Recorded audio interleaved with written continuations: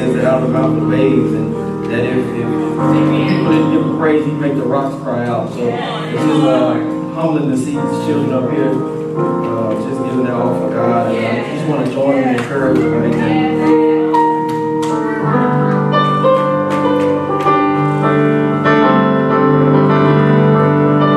God is worthy to be praised.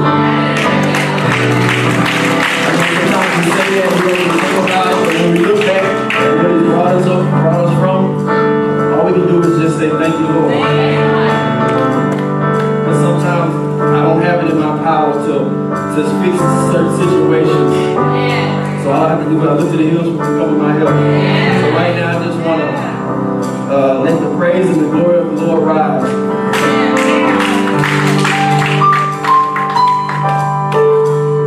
Let the glory of the Lord rise among us.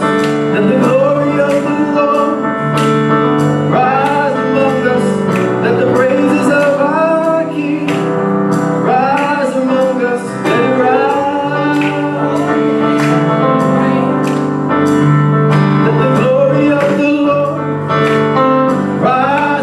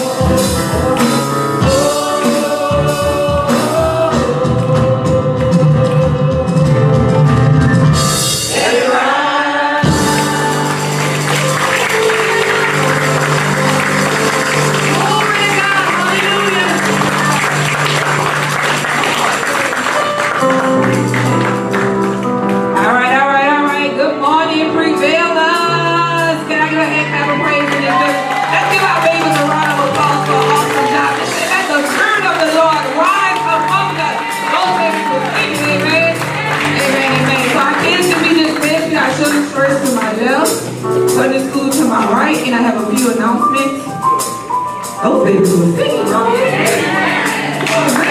Praise people better watch out. Alright, so first announcement. Parents of those kids that are attending the water park on Tuesday, they're asking that you be here for 9:30 a.m. for departure. That's Tuesday at 9:30 a.m. Also, we have the Back to School Talent Show August 18th. Amen. Anyone that's interested in registering or being a judge, yes, thank you. Registration is now open from now until August 13th. Contact Adele. She's not here, but you can contact her after church. She says singing, dancing, whatever talent you have, you're ready to have, let's bring it forward. Also, ladies, the raffle for the Chosen Women Ministry. If you did not get your raffle tickets last Sunday, please see me after church. It's required that all women sell at least 20 tickets. So we have them packed up. Just contact me. I'll be standing to the front after church. Also, the Haiti mission trip meeting will be next Sunday, July 1st, right after service. We have dance practice Friday at 4 p.m. If anybody's interested in joining, you still have time to join because we started a new routine. Bible study will be Wednesday at 6:30 p.m. Don't forget to download the Prevailing app. And I think that's it. Now, without further ado, I have the pleasure of introducing a good family friend. I'm going to call him a family friend of mine. So we're going to bow heads and stand as we receive Minister Chris for the word this morning. Heavenly Father, I say thank you as we come and gather into this place to receive your word and bring life, Father God. Father God, I just thank you for allowing us to get here safe and I ask you to let us depart safely. Now, Lord, I want to send the anointing on Minister Chris as he delivers the word of God. Father God, I know that he's your child and you made him know all about him. Wherever he's weak, Father God, I want you to strengthen him. Wherever he's feeling sorrow, please provide happiness. All these things we ask in Jesus' name. Prevailing, say amen.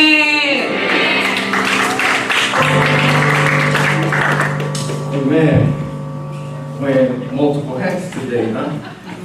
All right. Thank you, Jana, for that. Just put this up here. I don't know. I'll probably stay right here. I would just say this real quick. I was kind of joking with the deacons. And I know, you know how like when your parents leave home and you throw like a house party when you're not there? So I was telling the deacons, I was like, they said, it was about 20, 30 minutes. That's all I'm going to be up there. You know, Pastor's not here, so I'm saying, she's going to be up there 15 minutes, y'all going home, you know. But no, I just want to thank y'all. I want to thank him for, I guess, entrusting me to be before y'all today in his absence. That says a lot to me. And like I say all the time, you know, I just really appreciate him for even allowing me over here to minister to you guys because I'm still kind of getting my feet wet a little bit. And I just try to, as I go opportunity after opportunity, I just try to find my groove, if that makes sense. I'm just trying to find what works for me and what's, you know, the best way I can deliver God's word that can be most receptive to you. So without further ado, turn your Bibles to Philippians chapter 2, verse 12. And just hold it when you get there. Before I begin, I'm going to start with a little introduction, a little brief introduction. So we've been talking about this incredible series over the past couple of weeks. And what Pastor's been dealing with is the incredible family, I guess you could say. The incredible husband, the incredible father, the incredible mother, the incredible wife. And before he left, I asked him, I spoke with him, to see if he wanted me to pick up with the series, to continue with the series, because I didn't want to just go far off left so that when he comes back, you know, we're totally off track. So I just kind of wanted to get an idea of where he was going to be, what he wanted me to do. And he said that he would probably be coming from Ephesians 5.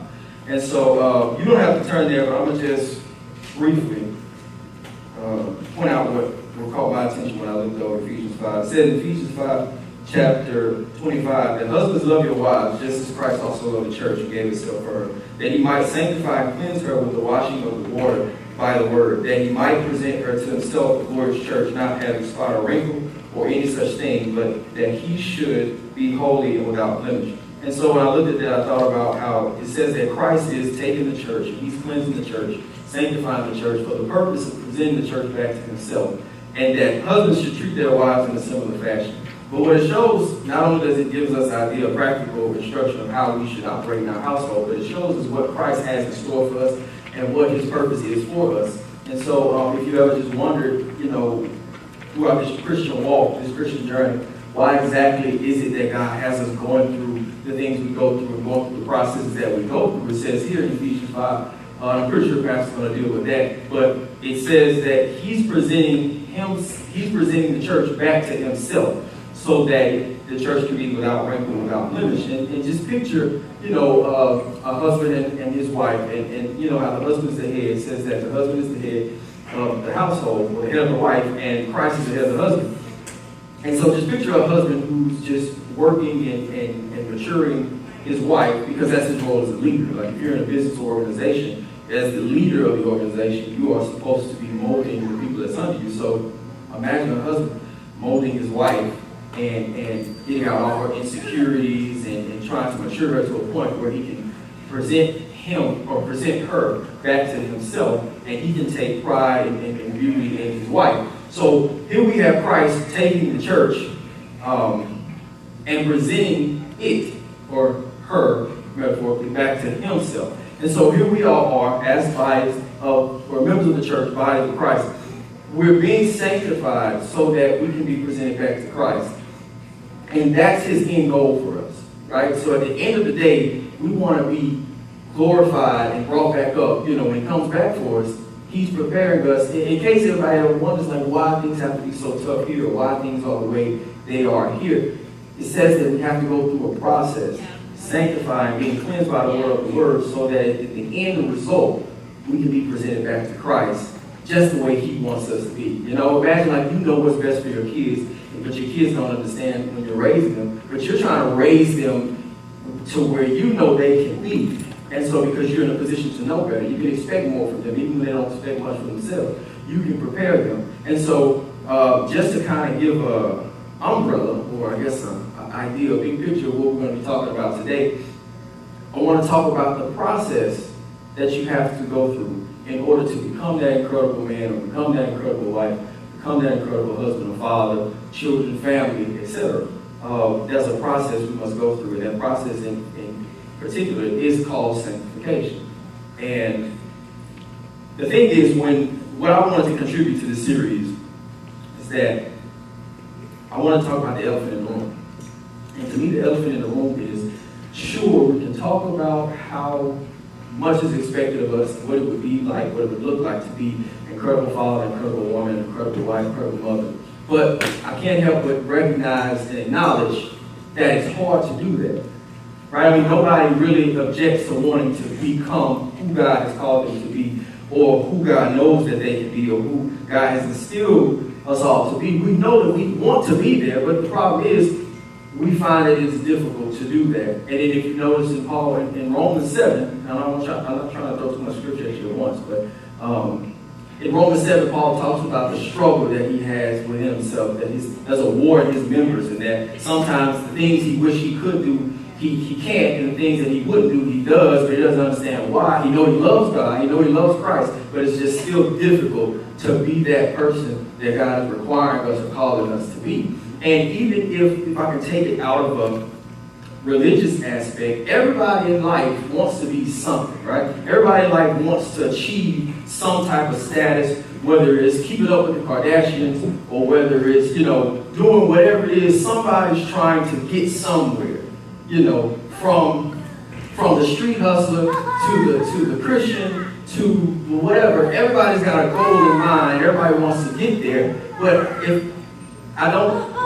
I'm correct in saying this, I can say that everybody has difficulty getting there, or difficulty doing it. We all want answers. We all want steps. We all want processes and what's the word? Shortcuts. To get in the perfect body, to get in the perfect financial condition, to having the best position in my job, to make as much money as to get the promotion I want. Everybody wants to know, how do I do that? Because at the end of the day, that's what we want, right? And even if I'm not mistaken, correct me if I'm wrong, but that's why we come to church too, right? That's why we pick up this, and that's why we're still holding on, not necessarily because we want to be the most righteous.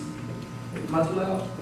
Okay. Not necessarily because we want to be the most righteous, but perhaps because we're still looking for who has the answer to the problems that I'm dealing with in my pursuit to become a better me. That may be Christianity, that may be Buddhism, that may be the Nation of Islam, that may be, whatever. And everybody's searching for something. But here we are today in a Christian family. So obviously we're seeking whatever we're seeking from Jesus Christ. But sometimes we don't want to go too far because Christ requires something of us. And sometimes we don't want to go too far because we want to make sure that we can get a return on our investment before we put too much in. And what I mean by that is, if you can remember once upon a time when you were, if you accepted Christ in your life and you at your conversion, and it just, everything was roses and rainbows, and it's almost like as life went on, it kind of died down a little bit. Or, not necessarily that it died down, but you may be wondering, why don't I feel that same way? I want the glory of the Lord to be upon me, and I want His power to always encourage me to do things. And if you may have felt in your spirit, you may have been more inclined to go to the service, you may have been more inclined to participate and to serve, but then somewhere along the line, it just got cloudy, right? It just got a little, I can't figure out why or what happened, what was this transition. And so what we're going to talk about today is good news, but at the same time it's a little bad news. Because the thing is, we get so far in our Christian walk and we progress, but then there comes I guess you can say a brick wall or something like that, or the road or obstacle where you just feel stuck. And you wonder why, what happened? Did God lead me? The Spirit, there's something I'm doing wrong, there's something I'm not, usually, and what we're going to talk about today is usually there's this process that we have to go through to get to that incredibleness, right? If I can put that at the standard, the incredible. To get there, Bible talks about pressing towards the mark. To get there, there's a process. And you can't stand by and be idle in that process. And it may be that you're at a position where you may feel lost, you may feel confused, you may feel forsaken. We'll see today that there's something we have to do to keep the process going. And so maybe let me pose this to you. Maybe you feel that way. Maybe we feel this way because somewhere we stopped participating. Somewhere we said, that's all I'm going to do. Because let's be honest, God requires a lot of us. He requires obedience. He requires us to throw some things out of our lives. He requires us to do things we necessarily didn't want to do and to stop doing things we necessarily want to do. And so maybe you kind of cleaned out the closet a little bit, right? When you first accepted Christ and you begin to grow and you begin to study the Word and you begin to come to service. And you changed some ways, you changed the person I used to be. So you may have made a few adjustments, but somewhere along the line, maybe you drew the line somewhere, right? Maybe we did that. Maybe there's some things that we say, I'm not quite ready to adjust that quite yet. And then sometimes we try to justify why it is we don't necessarily have to give it up just yet. Maybe, God's all right with that. Or maybe, we're not under the law, we're under grace, so it's not necessarily, I don't really have to do that right this second. I'll get better one day. And I find that in my spiritual walk, and if I can be totally candid and transparent today, I find that in my spiritual walk that things don't, and we're going to talk about today in Scripture, things don't go away by themselves. There's a process that goes on in the believer once you accept Jesus Christ as your Lord and Savior, you become a new creation. You're crucified with Christ, the Bible says. You're crucified, you're dead to sin, and you're risen by the power of the Holy Spirit. And so then there's some things that God does, but then there's some things that we must do. And I find that unless we do our part, some things won't get better. And I want to, for a doctrinal purpose, I want to make the distinction between working for salvation, which we're now required to do, and working as your part in this process that we must go through. And the difference between that is justification and sanctification. We just talked about Jesus sanctifying the church and presenting it back to himself, putting the church through this process of cleansing and by the word, so that at the end result, the church can be that incredible church and the wife can be that incredible wife for the husband. That's the process. Now, that requires work. Justification does not require work. All you have to do is profess that Christ is your Savior, and you are declared justified. The Bible says that God looks down, and Paul says that none is righteous, no, not one. And so that there's nothing anybody can do in God's eyesight to justify themselves. He must declare you justified. That's why Jesus Christ had to die on the cross. So we are justified, we're declared righteous, we are saved. However, life happens and life still goes on. And it's hard. We're required to be, or the pastor's telling us to be that incredible church, to be that incredible family. But does the pastor understand it? It's hard for me. I know he understands it. I'm not saying he doesn't. But I'm trying to be I guess, hypothetical with you. I'm trying to get in your head. Like, I understand what you're saying. I understand what you're preaching. I understand what the Bible says. But when it comes to doing it, when it comes to actually seeing my life change and seeing others change, and when it comes to actually doing things, it's hard. And when it gets hard, I feel condemned. I feel broken. I feel as though I'm not living up to what I'm expected to live up. And then sometimes when you're not careful and you're not confident in your faith, you'll question, am I even saved? You'll look at back what you're doing, and you'll go and you'll say, man, am I even, what is salvation? Am I even saved?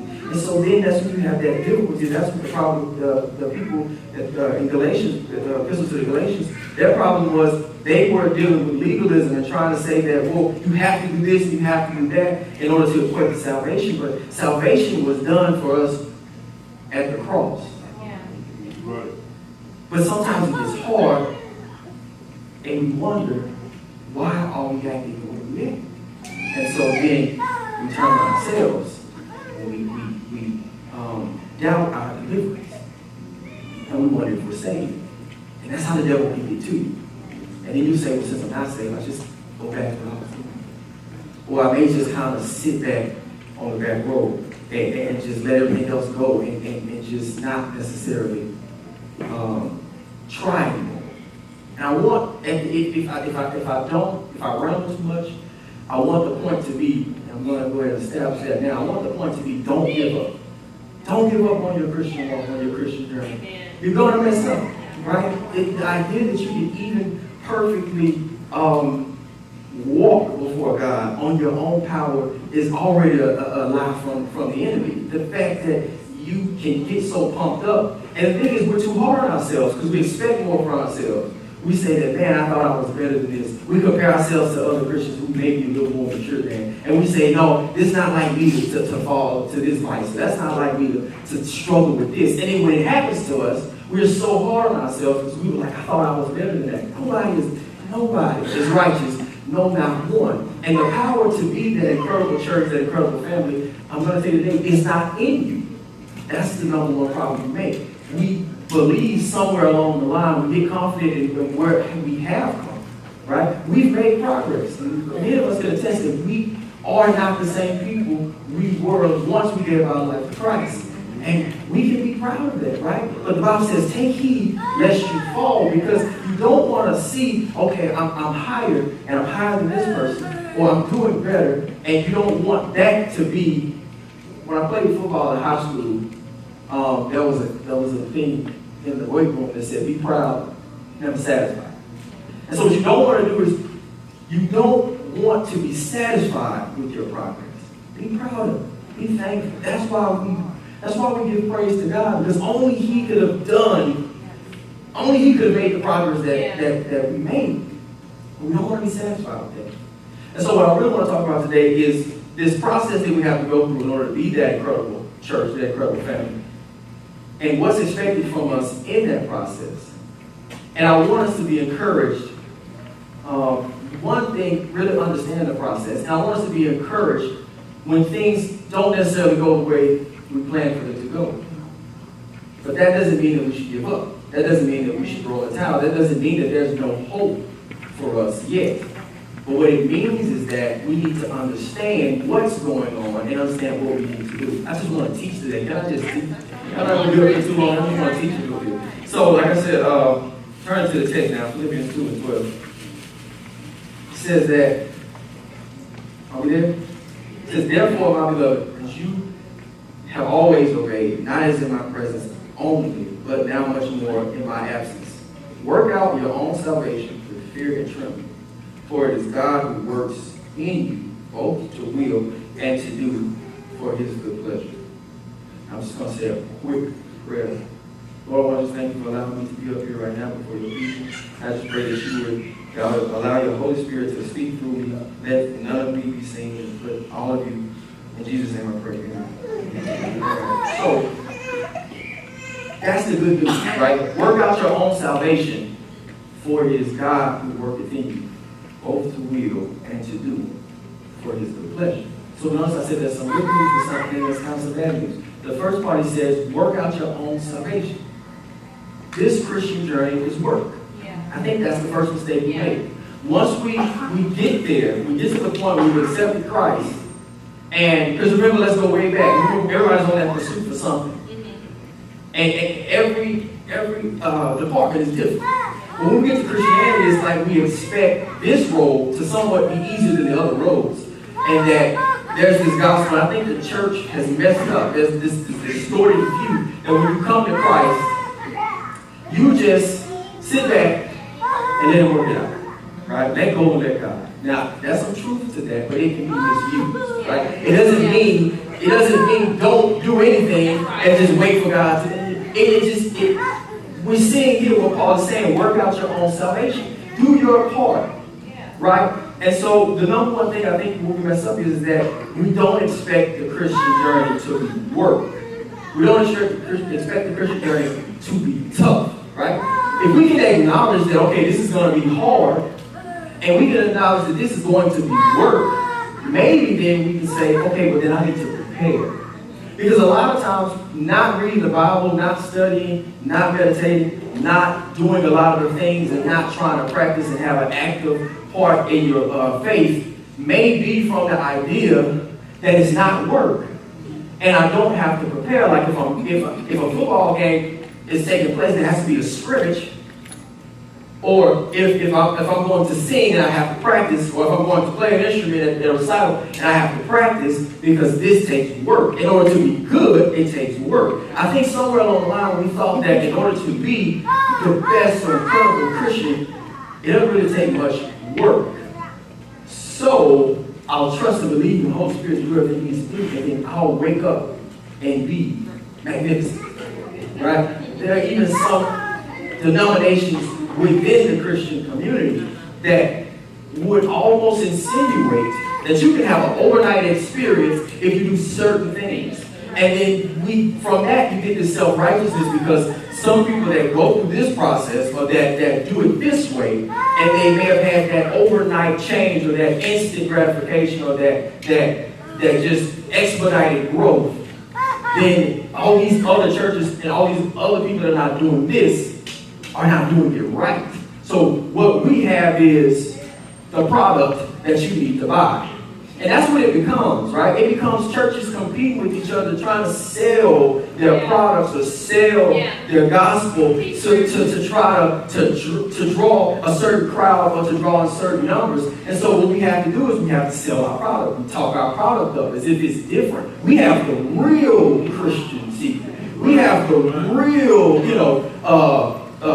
road to salvation, or the real road to spiritual growth. All the other stuff that they're doing over there, this church over there is dead, that church over there is not. But what we have is different. Now, that's a difference between, and let me make this point, because a church can take pride in the fact that it's doing what it's supposed to do. That's the difference between a church who prides itself on sticking to this and nothing else. And that's different than a church who prides itself on its people being well versed in the scripture and being confident in their faith, to where they're going out and being effective to the community. There's nothing wrong with that. But what it is that when we take scripture and we twist it and turn it, and then we try to get this new age doctrine that we try to take what Paul is saying. This is what Paul actually meant, you know? Because what Paul was talking about doesn't really apply to what we're doing today. So let's try to flip it to where somehow it suits more the issues that go on today, and then maybe we can get some kind of uproar out of the community. But there's a difference, right? So what I want to talk about really is the fact that this process that we're talking about, this incredible series, this process takes work and it takes time. That first part, we're going to break this verse up in 2 parts. That first part, work out your own salvation. Like I said, number one, it's work. And so just like any process that you have to go through, let's say you're trying to get your body fit or lose weight or try to get to that ideal body weight. That's it, right? Try to get to that ideal. You want to reduce some body fat or something like that, and you're trying to come up with this plan. Or you're trying to come up with this regimen to work out or something like that. And you recognize that, let's say for instance, if you want to be stronger, or if you want to bench press 250, you want to go from 250 to 300, what you realize is that as you get there to try to get to 300, you have to continue to work out. But not only do you have to continue to work out to maintain your ability to bench that 250, you have to work a little more to get to 300. So at some point, you're going to have to lift more than what you were lifting to get that allows you to get to 250. Right? So, if I can take the Christian journey and parallel it to that metaphor, maybe sometimes you have to do more. Maybe you have to branch out a little more. Maybe you have to get a little stronger, a little more confident in the word. Don't settle for where you are now, right? And nothing is wrong with being where you are. But if you want this sanctification process to go the most efficient way you can, maybe you have to, it's hard to put in words, but maybe you have to just work out a little more. Right? You have to work out, and you have to, in order to get to 300, you got to do a little more than what it took to get to 250. And so, to get to where you are, to get to where you want to be that incredible husband or father or wife, maybe you have to do a little more and stop thinking that you're the ideal example of what the incredible father or mother is. And all you can really do is criticize the people who aren't on your level yet. And what that does is, that's why the Bible says, take heed lest you fall. What it does is that you're looking at what's wrong with everybody else, and you've forgotten that you still have more room to go. So what happens is when you take your focus off of the process to the human body. I hated science when I was growing up, like elementary stuff. I hated science. But it's like the older I get and I try to figure out how my body works, the human body amazes me. And so one thing one truth you can teach by using the human body as a metaphor is that if you stop working out, you'll lose muscle mass, right? Yeah. If you stop, eventually the muscle mass will kind of deplete. So it's not like you can work out, stay where you are, and never have to go to the gym. Like, I'm where I am. Like, I'm where I want to be. I got as much body fat off this. If you stop, eventually you're going to have to do it again. And so what happens when we take our mind off the process and the fact that we still have work to do, and we're too busy saying this person's doing this person, and we're judging everybody, what happened was we stopped working out. So not only do we not progress, but we find ourselves regressing. And so when we realize, we wake up and say, what happened? What happened? I used to have so much revelation. I used to have so much. I just used to like to get up in the morning and go to work. I used to like to study. But now something happened. You stopped feeding yourself. And you started regressing. Because sanctification is a maturity process. You're still saved, right? As long as you possess the faith. I was listening to a theologian on one of his audiobooks, and he said that many of us make the mistake or confuse profession of faith and the possession of faith. This is what James talks about, how faith without works is dead. and that, you know, faith is going to produce good works. If you don't have good works, chances are you don't have pure faith. And so what that is saying is that a lot of us, we will profess, the Bible says, profess with your mouth the Lord Jesus, and believe in your heart that God has raised him from the dead. So only the person that knows the heart is God. So all we can know is who professes the faith. But we don't know who possesses it. And so the thing is, we have to make sure that we possess the faith to be saved. You don't just profess it and say, all right, but you possess it, right? And in order to nurture that faith, then you have to tend to it and keep it. Like the first command that God gave Adam in the Garden of Eden. Tend to it and keep it. And that's the good news too, that our part, although it's work, and I'm going to get to that next, although it's work, it's not the hard part. God does the hard part, right? It's just the idea that we can't sit on the bench and expect everything to go according to plan. We have a part to play in this process. But the good news is, well, I kind of said there was some good news and bad news. I guess the bad news is, yeah, it's work. Right? Yeah, it's work. It's going to take a little more effort. And it's going to take a little more activity. You can't be a passive Christian. Because, and this is my point, the devil is busy. But even worse than that, you say, what could be worse than that? Your flesh is still active within you. And that's what blows my mind as I try to progress on my Christian journey, and then I find myself regressing sometimes. I find myself doing things that, Chris, come on, man, you put this away a long time ago, bro. Like, what you doing?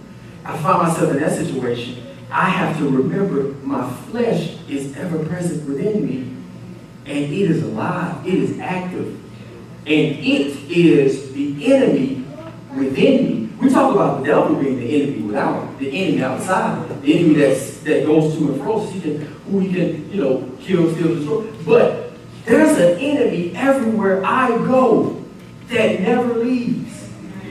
And if I forget there's a sabotage within me, that's what it is. Paul talks about this war of my memories. There's a war going on inside you. That's why you can't just wake up in the morning and be the best Christian you ever thought you could be, because it's somebody's mission to make sure that doesn't happen. But the worst part is, it's you. Huh? Well, that's crazy, huh? It's you. Who stands in the way of you being the incredible family, the incredible mother, the incredible husband? You do. You stand in your own way. And that's the thing I love about Christianity, is that I don't know too many other religions, or I don't know too many other philosophies or schools of thought that teach you are your biggest problem. A lot of times people try to tell us that, you can do whatever you want to do. You can be whatever you are. You are the universe. You are this, you are that. But you don't deal with the fact that sometimes I don't even recognize myself in the mirror, because I'm like, man, who am I? Or sometimes when I get in arguments with my wife, and I'm just like, wait a minute, dude, you didn't have to go there. Or sometimes when I'm not, checking on my parents as much as I used to, or checking on my little sisters as much as I do. I'm like, man, you got to be a better, bigger brother than this, or you got to be a better minister than this. You got to even read the Bible. You don't even read the Bible every day. I'm being transparent to y'all today. Sometimes you don't even pick up the Bible. Like, you call yourself a minister. What are you doing? But then I come back and I learn, and I say, well, I can't help but realize that this stuff is hard. This stuff is hard. And we come to church hoping that we can get some encouragement, right? Hoping that the pastor can dust our shoulders off and say, get back out there. You have the Spirit of God that dwells with you, that will empower you to do what you got to do. Go back out there. It's going to be all right. Which that is true. And so, but we got to make sure we realize this. And when we don't realize that, then we're stuck. And it makes me think, maybe that's why Jesus said, you shall know the truth, and the truth shall make you free. Because if you don't know that somebody is attacking you, you don't know to defend yourself. If you don't know, Juneteenth just passed. Thank you. I'm not going to be like Pastor, I did better than that. That's cool, I'll take that. But Juneteenth just passed. I'm not a big history buff, but from what I understand about Juneteenth is the idea that after the Civil War, there was some slaves that were in the South that after the Emancipation Proclamation was passed, they didn't know The law had changed. And they didn't know they were free. By law, by definition of law, they were free. They were still acting like slaves because they didn't know. And so then if we take that concept that Jesus says, you shall know the truth and the truth shall make you free, it's not just the idea that somebody sets you free or says you can be free or says you can do whatever. But if you don't know any better, you won't do better. Right? And I think about it all the time how there's certain rights. One of the things that led up to me wanting to go to law school was that I was building up with on UL's campus. And somewhere along the line, the police got involved. That's all I'm going to say. Okay? Somehow the police got involved. And one of my frat brothers, blame on the frat, one of my frat brothers was walking up and talking to the police. He was like, just going out like, man, yeah, I know my rights, you can't do this, And the police said, wait. Because my frat brother said, I knew my rights. Right? And so I thought it was amazing. I was like, wow. You'd be surprised at how many times the police get involved. And I'm not trying to do no police versus, no, none of that. But what I'm saying, this is a legal thing. When police get involved, if they pull you over or something like that, and let's say, for instance, they ask to search your car. When that happened to me, I was like, yeah. You the police, what am I going to say? No. But your right is to say no, right? It's your right to say no. You don't have a warrant? Don't search my car. You don't have a warrant? Don't come into my house. They got to do it the right way, right? And so, but if you don't know that, what will you do? You'll give in, or you'll be unequipped. I'll use that word, unequipped. You don't really know what to do. And so we talk about the truth setting you free. If you don't know that there's an enemy within you, you'll never look in yourself for a problem. You'll always look at this person, and you'll always look at that person. You can look at God and say, what happened? You left me, bro. But you won't understand. You have to understand. You need to start with you first, because you got to deal with that enemy that's within you. Pastor preached a sermon one time, and one of the first things he told me when we first met, he talked about guarding this man, and how if you have to guard this man, and if you let him go, it's your life or his life. But your job is to guard this man, to make sure that you keep your eye on that flesh. And you have to do what you have to do to tend to it. But Christ did the hard part, right? He captured the man.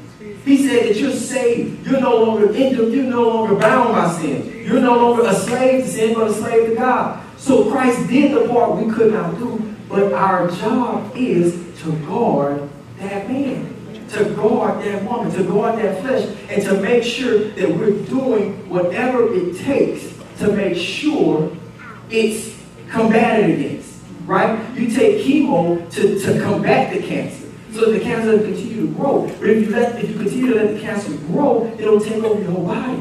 So what you have to do is combat the cancer, because cancers are cells and they can come back up. Right? So what you have to do is you have to keep combating them. And so your flesh is like a cancer that will continue to become strengthened, to become emboldened.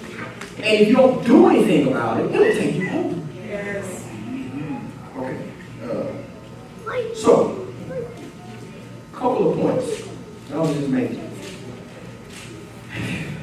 Turn your Bibles to Galatians 5 and 16.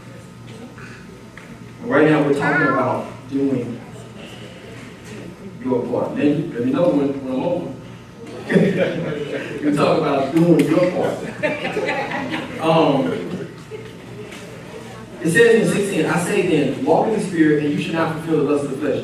For the flesh lusts against the Spirit, and the Spirit against the flesh, and these are contrary to one another, so that you don't do the things that you wish. But if you are led by the Spirit, you are not under the law. That's right. So the thing is, I'll put it this way. The law of sin and death is a law of reality. That's what the Bible teaches. It says that when Christ died, that we are no longer slaves of the law.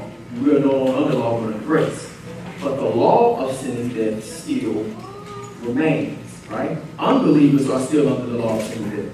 So the law of sin and death was not demolished. So I'm going to use this example. And I stole this from somebody else. So if I don't do it right, that's why, because I stole it from somebody else. But if you get into an airplane, okay, you know we have the law of gravity. What goes up must come down. Under scientific terms, that's a law because there's nothing you can really do about it. The way that the world is made, that's what it is. So it's an absolute truth. It happens every time, so then it becomes a law of gravity. What goes up must come down. It's that simple. So people can't fly, right? Because of the law of gravity. We can't float off. But what we can do is we can get into airplanes. And we can have airplanes take us to where we need to go, which technically, but not really, defies the law of gravity, if that makes sense. But the thing is, if the plane, or if the captain stops driving the plane and shuts the plane off, the plane's going to come down. So that's why the law of gravity was not demolished, but it's just that a greater law overcame the law of gravity, so that it can push through the law of gravity and do the things that the law of gravity would have you not do, even though the law of gravity still exists. So the law of sin and death, and when Paul says you're not under the law, he's saying that you don't operate by this system anymore. Before you were saved, you operated by this system based on the flesh. You did whatever you felt like doing at the time. You didn't know any better. You didn't do any better. So that's the law you lived your life by. A law is almost like a philosophy or like a worldview. It's like it's your beliefs and your ideals and what you operate, how you I guess you can say, plan your life according to the way you live. That is kind of like the law of your mind. And so the law of sin and death is basically that I let the flesh rule. Whatever the flesh wants to do, that's what I manifest. I live by the lusts and desires of the flesh. And to make it simple, when we're hungry, what do we do? Eat. When we're tired, what do we do? Go to sleep. When we're thirsty, what do we do?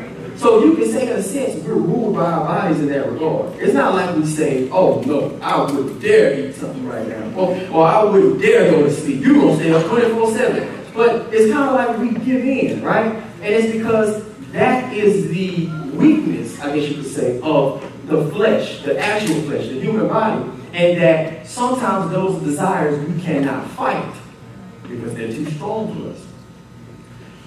But there are certain spiritual desires that before you were saved, you didn't really have, right?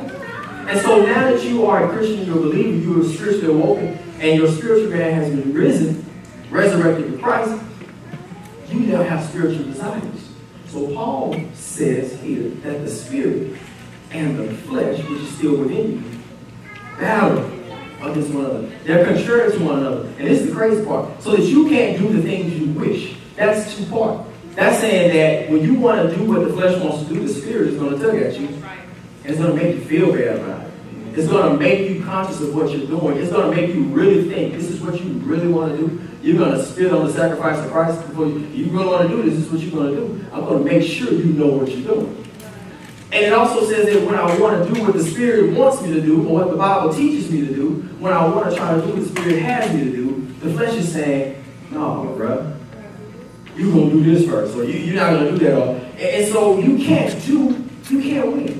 Basically is what Paul is saying. You can't do the things you wish. But if you are led by the Spirit, you are not under the law. And if you go back to 16, it says, if you walk in the Spirit, you shall not fulfill the lust of the flesh. And what was amazing to me is that it didn't say that if you walk by the Spirit, then the lust of the flesh shall be no more.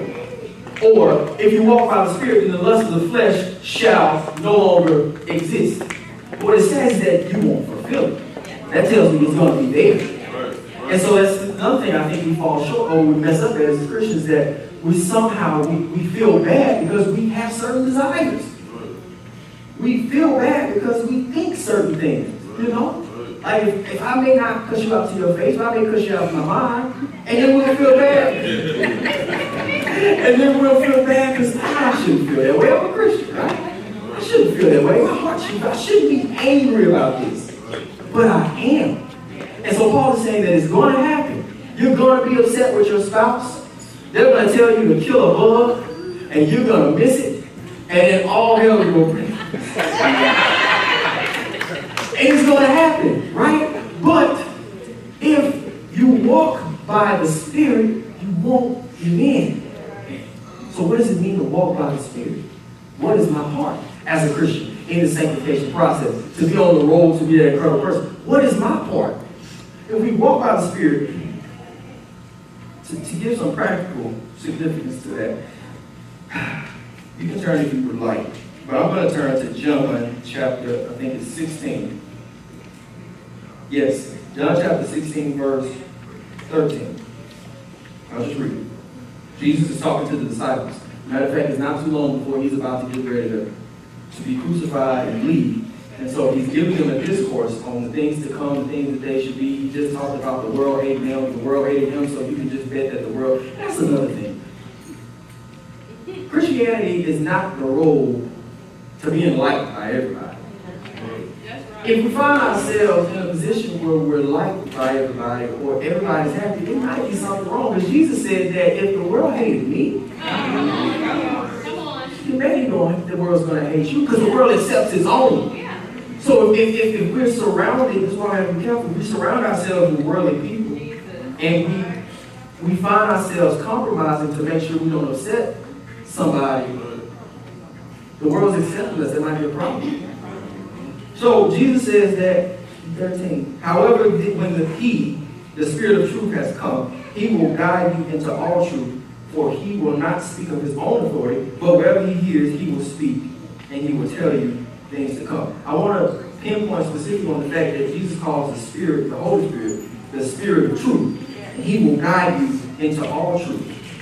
If you turn over to 17, Jesus is praying for the disciples, and I believe it's verse 17, right? 17 and 17. Sanctify them by your truth. Your word is truth. So Jesus says in 16 that the Spirit of truth will guide you into all truth. And then he turns around and says to God, sanctify them, talking about the disciples, by your truth. And it makes the connection that your word is truth. And if we have to walk by the Spirit of truth, then go back to Galatians, so what does it mean to walk by the Spirit? It means walk according to the guidance of the Spirit of truth. What truth is he guiding us in? The truth of the Word. So simply put, y'all ready? The secret. This is the secret. Walk by the Spirit means do what the Bible says. Simple as that. We make this stuff so hard.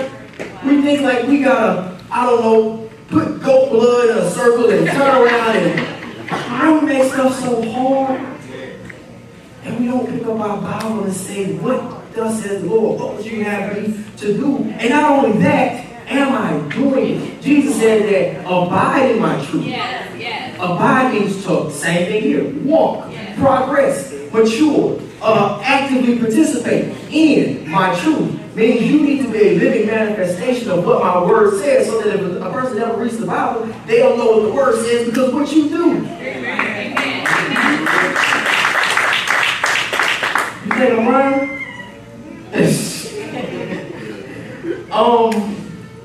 Paul says in chapter 1, verse 27 in Philippians, only let your conduct be worthy of the gospel of Christ, so that whether I come and see you or am absent, I may hear of your affairs, that you stand fast in one spirit, with one mind, striving together for the faith of the gospel. Let your conduct be worthy of the gospel of Christ. He also says somewhere after chapter 2, verse 15, that you may become blameless and harmless children of God without fault in the midst of a crooked and perverse generation, which is the world we're living in, among whom you shine as lights in the world. So that means that, keep in mind, this is the context of working out your own salvation, as Paul talking about. So if we're working out our own salvation by obedience to Christ, we are a light in a perverse generation, and it upsets the system of this world. And so we find kind of as things go on, everything's kind of conforming to this system. Everything's kind of, and even in the most subtle ways, social, you gotta be careful how social media can slip you into this conformity of just not, it's almost like it puts you on this path. You're not really doing anything, but that's just it. You're not doing anything.